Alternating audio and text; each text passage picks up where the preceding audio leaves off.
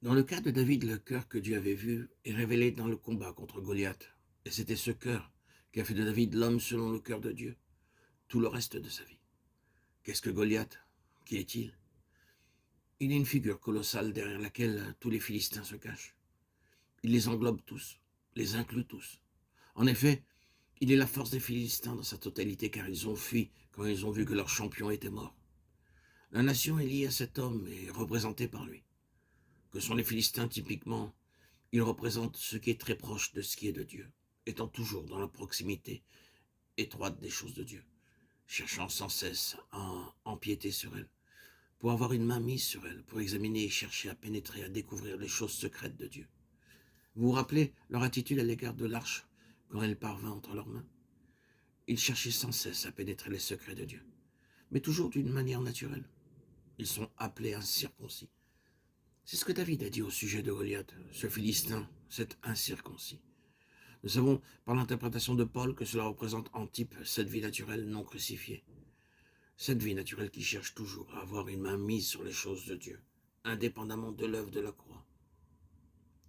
Cette vie naturelle qui ne reconnaît pas la croix, qui met la croix de côté et pense qu'elle peut agir sans la croix dans les choses de Dieu, qui ignore le fait qu'il n'y a aucune possibilité dans les choses de l'Esprit de Dieu, excepté par la croix, comme une chose expérimentée, en tant que puissance de brisement de la vie naturelle, mais une puissance qui ouvre une voie pour l'Esprit.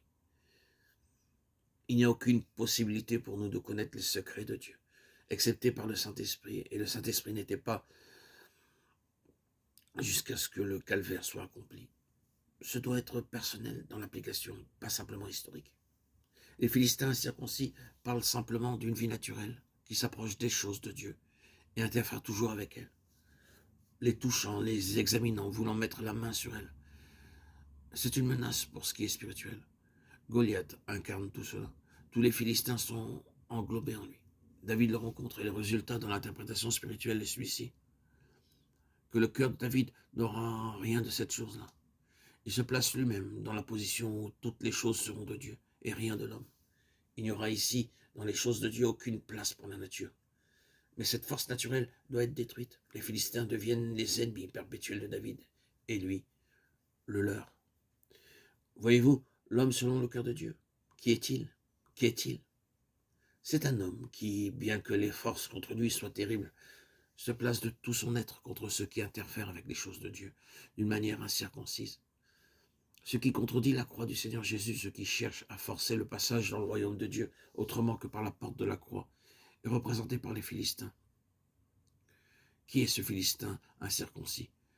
Le cœur de David fut emporté par une puissante indignation contre tout ce qui était représenté par cet homme.